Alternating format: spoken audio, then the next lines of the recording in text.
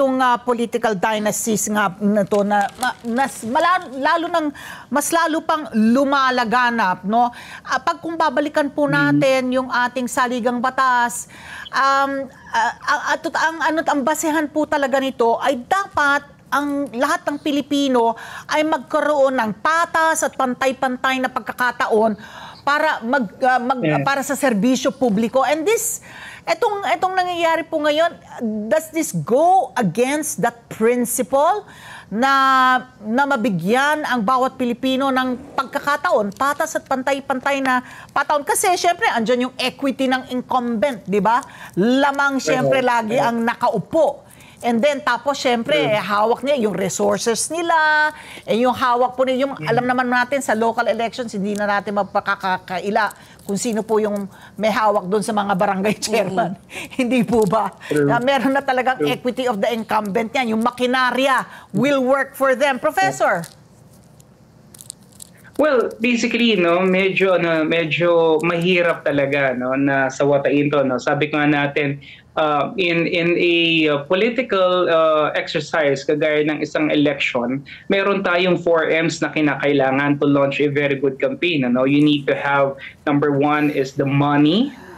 Kailangan po natin talaga yan, not really for vote buying or anything, pero to launch a good campaign, you need to have money, you need to have the machinery, you have to have a good messaging, and you need to have the man, o yung ikaw mismo, no? So, kung titignan po natin, kaya nga po masasabi natin, hindi po level yung playing field, because certainly, there are several politicians, especially those coming from political dynasties, that have already accumulated enough, money and machinery over time, to the point that anybody who would like to dislodge them from their current position will find it really difficult or insurmountable, kasi nga ang laki na ng kanilang naipondo o ng kanilang naipuhunan, ano. So definitely hindi po talaga level ang playing field. Sabi ko nga, kung titignan natin at aanalisahin natin yung mga qualifications ng mga humahabol, halimbawa na lang sa senatorial race natin, may kita po natin na yung mga hindi po galing sa angkan ng mga Angara, Escudero, Cayetano. Pag tinignan mo po yung background nila at yung kanilang resume, makikita niyo po that it's really beaming with a lot of track record, experience, the capability is there, the academic preparation is there, but the point is, they can never win, and they will never win because you're going up against this seasoned families, no, seasoned politicians na nasa kanila lahat ng makinarya para po manalo. So, Prof, having said that, no, ang Pilipino ba unique itong trait na ito na political dynasty, or is this an Asian trait na nepotism? Kasi talagang parang yan ang nahalata ko pagdating sa Asian culture, talagang kamag-anak incorporated. Unique ba ito sa Pilipinas? Or it's like I'm asking, is it an Asian culture? Kasi pagdating sa Estados Unidos, parang hindi ganun di ba? Parang senador yung tatay mo, pero ikaw ay negosyante, or hindi siya nepotism. Ito ba unique dito sa ating bansa o sa buong Asia?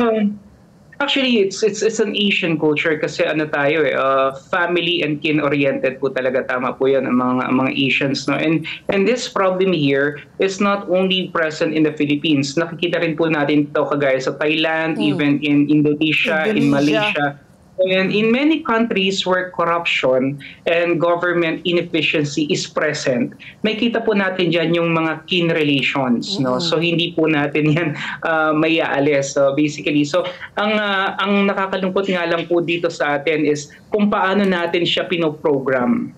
What I mean by political dynasty programming is that bata pa lang yung mga yan, yung kanilang mga anak o yung kanilang mga apo, nakaano na sila, nakaset na sila.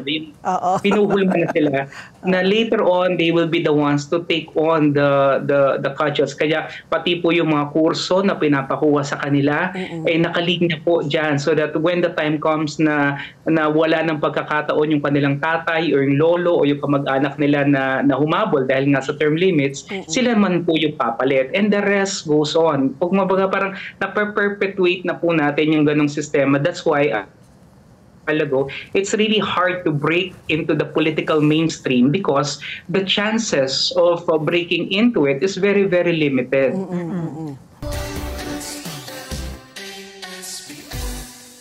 Let's get together, Sunday 25. Sa Net 25.